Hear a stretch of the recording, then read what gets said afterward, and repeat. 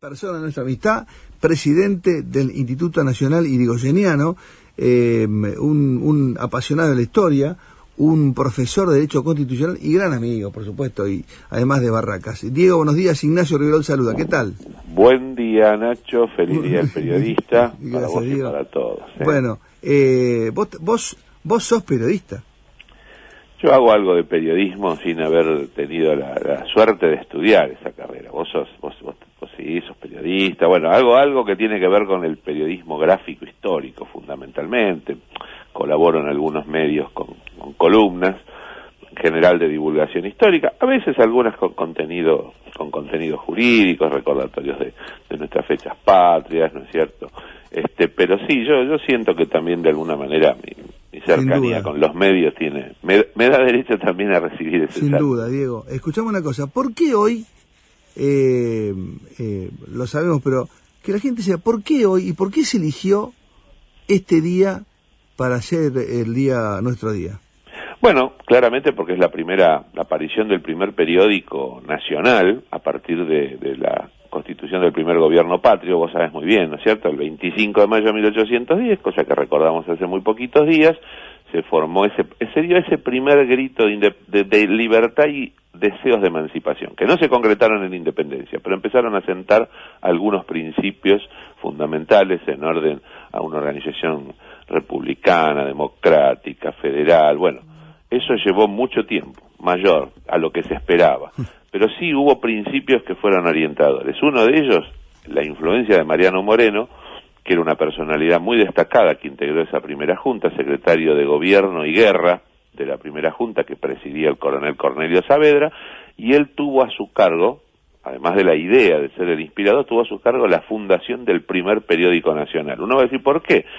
Y porque de algún modo también la intención era que estuviera marcado por la necesidad de comunicar los acontecimientos revolucionarios a partir de la formación de ese gobierno nacional, de ese gobierno patrio, y al mismo tiempo inspirar principios orientados a lo que se buscaba como el gran fin de la Constitución, de la nueva revolución, que era una Constitución con independencia, con un espíritu de creación de una nueva nación, principios liberales, nacidos y surgidos a la luz de las nuevas ideas que estaban imperando en el mundo, y sirvió fundamentalmente para darle al país, a lo que en ese momento ese protopaís que estaban tratando de conformar, darle una orientación democrática. Esto es fundamental decirlo. Mariano Moreno era fundamentalmente un demócrata, un republicano. Le valió diferencias importantes, el exilio, ¿no? Y finalmente la muerte. Nada menos. No nos vamos a extender en la historia de Mariano Moreno, pero seguramente, yo recuerdo algunos años se hacían los actos del Día del Periodista, inspirados por el Instituto Moreniano, que también es una institución muy cercana a nosotros.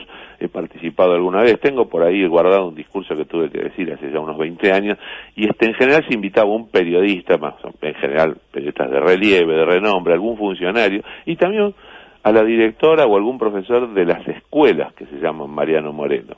El Instituto Moreniano, fundado por una periodista extraordinaria, más defensora, y una de las pioneras de los derechos de la mujer, la profesora Adelia Di Carlo, claro, fue quien impulsó la institución del 7 de junio, día de la aparición del primer número del diario La Gaceta, como Día del Periodista. Así que ahí también va nuestro recuerdo a las figuras señeras. Moreno, muy oportuno lo que dijiste, era un republicano convencido, y él tenía frases o pensamientos. Él prefería, decía, una libertad peligrosa que una servidumbre tranquila. Es decir, exacto, él sacrificaba todo. Y yo digo, y hoy, paradójicamente, enfrentamos esa encrucijada. El miedo de Moreno está en una frase extraordinaria cuando dice mudar de tiranos sin destruir la tiranía, que fue una frase inspiradora. Él la incluyó en la representación de los hacendados. Él tenía terror a que la Argentina cayera otra vez en el absolutismo, en la falta de derechos, en el oscurantismo. Por eso fue tan duro su enfrentamiento con Cornelio Saavedra, que era el presidente de la Junta, y hacia el cual empezó a haber actos de pleitesía que superaban lo que era la función de Saavedra, que era el presidente de un órgano colegiado. Es muy difícil el gobierno de un país a partir de un órgano colegiado. Hubo 2 o 3 intentos, la Junta Grande, los triunviratos, y después se empezó a elegir, porque este es un país con una tradición presidencialista heredada fundamentalmente de la vocación española, claro. Un reino. Entonces después se creó un poder ejecutivo, primero en cabeza del director supremo, que vos te acordás muy bien, después hubo un primer presidente en la guerra con el Brasil, que fue Bernardino Rivadavia, un hombre de ideas liberales, y después fue un periodo de anarquía, sin organización constitucional, donde el gobernador de Buenos Aires, por estar encargado de las relaciones exteriores, terminaba absorbiendo funciones que eran presidenciales, hasta que llegó el momento de crear nuestra Carta Constitucional, donde se delimitó claramente la República Federal representativa, en cabeza además de un presidente del gobierno, la parte ejecutiva del gobierno, pero sí ese principio que también viene de la democracia liberal, que Moreno inspiraba, que era la división de poderes, no la concentración de poderes. Diego, 2 cosas me impresionan mucho de la vida de Moreno: su formación y su final. Hablame un poquito de eso. Como un hombre muy íntegro. Él se forma en Chuquisaca, tiene la posibilidad de acceder a los libros. Bueno, recordemos que no había universidad en esta parte de América, ¿no? Entonces, por eso te digo, en el Alto Perú, la Universidad de Chuquisaca era la que tenía, además, la que formó a los grandes juristas, a los grandes profesionales de nuestros primeros hombres de Estado. Se formaban aquí, en el Alto Perú, o se formaban directamente en España, como el caso de Manuel Belgrano, como el caso de José de San Martín. En este caso ya San Martín se formó en la milicia. Moreno fue realmente, Belgrano, a quien mencioné recién, y dentro de unos días vamos a estar conmemorando su muerte. Moreno y Belgrano eran las 2 figuras civiles de ese momento, también Castelli. Pero Moreno tiene poca participación en los acontecimientos de mayo. Aparece Moreno recién cuando se da a conocer la Junta como secretario. No fue una figura, ahora, que estuvo presente y que seguramente influyó en todos los acontecimientos, pero las caras visibles, las voces cantantes. Entre las voces cantantes no estuvo Mariano Moreno en los días previos de mayo. Él aparece el 25. Y ya le da una impronta a esa Junta al ser secretario de Gobierno y Guerra, que lo convierte claramente en el vértice de un sector que, diferenciado del sector mayoritario que encabezaba Saavedra, era un sector, hoy podríamos decir, más jacobino, más hacia la izquierda, más progresista, más de avanzada. O sea, un demócrata que ya iba de entrada por la libertad, por la Constitución, por la independencia, y para eso hubo que esperar un poco que las brevas madurasen, como decía Cornelio Saavedra. Y hablame de ese final tan... Siempre se habló del final de Moreno, ¿no? Sí, pero es un final triste, trágico. Moreno políticamente pierde la última votación a la que él está participando de la Junta, cuando resuelven incorporar a la Junta Grande los diputados electos por las provincias. Claro, la bronca era de la provincia, empiezan a pedir, después de la semana de mayo empiezan a pedir, y todo lo que va ocurriendo termina, claro, justamente en eso, ¿no? Claro. Y además fue fundamental, porque tenía que ver con lo que se había resuelto en el Cabildo Abierto del 22 de mayo, cuando se impugna la capacidad de Buenos Aires para elegir la Junta que gobernara a todos los pueblos de las Provincias Unidas. Allí la argumentación de Juan José Paso, que fue extraordinaria, la aplicación de una institución del derecho civil, en este caso al derecho político, cuando dice que se trataba de una gestión de negocios. Además, que lo sacan a Cisneros, recordemos que 3 días antes estaba Cisneros metido ahí. Claro, y bueno, lo logran sacar a Cisneros, pero había que garantizar la representación del interior, cosa que fundamenta Paso, y dice: Buenos Aires, la hermana mayor, gestionará a través de sus hermanas menores, las provincias del interior, la participación en esta gesta emancipadora. Y luego se empiezan a solicitarle el envío de representaciones.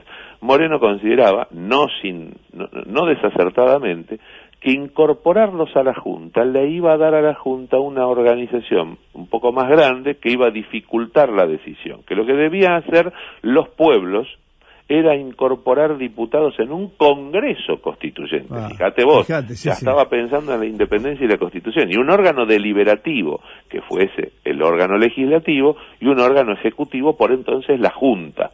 Esa votación la pierde Moreno fundamentalmente por la confluencia de Saavedra con el Deán Funes, que es diputado por Córdoba, también una gran figura nacional, poco estudiada, y finalmente Moreno decide renunciar a todos sus cargos, y la Junta, como una forma de reconocerle sus servicios, lo designa para representar los intereses nacionales en la Corte de Gran Bretaña. Y allí emprende el viaje del que nunca va a volver, y cuyo cuerpo lacerado por la medicación o la droga que se proporcionó en el viaje, no se va a saber nunca. Hay muchos estudios, sabes que se ha estudiado mucho el tema, y hay posturas muy extremas en cuanto a que fue envenenado efectivamente, y otras en que se le suministró un medicamento que le generó una reacción adversa propio de las condiciones en las que se encontraban los órganos del propio Mariano Moreno. Yo conocí, por suerte, a apologistas de las dos posturas, es decir, a los que no dudaban en que Moreno fue asesinado en alta mar, y otros que aseguraban que se le había suministrado, en este caso estoy hablando de un médico, el doctor Cis Fernández, que se le había suministrado un medicamento que no le hizo un efecto adverso. No hay grises ahí, una cosa no hay grises, muy exacto, no hay matices. Sí. Yo te quiero recordar que la Gaceta, que vivió solamente 11 años, porque la termina clausurando en 1921, Bernardino Rivadavia, un hombre también de ideas liberales, pero bueno, ya la Gaceta había cumplido su fin, tenía una frase de Tácito que decía, mirá lo que te voy a decir, creo que lo vas a compartir: rara felicidad de los tiempos en que se puede decir lo que se siente y sentir lo que se quiere. Que así sea, Nacho. Exactamente, Diego, un fuerte abrazo, gracias por todo, y nos creo que próximamente hay una tertulia. La semana que viene. Sí, exactamente. Yo creo que el miércoles vamos a estar viéndonos. Después seguramente y después hablamos de verano. Y daremos detalles. Bueno, un fuerte abrazo, Diego. Muchas gracias. Abrazo, Nacho, muchas gracias. Y feliz día por supuesto. El doctor Diego Barovero es el presidente del Instituto Yrigoyeniano, conversando con nosotros.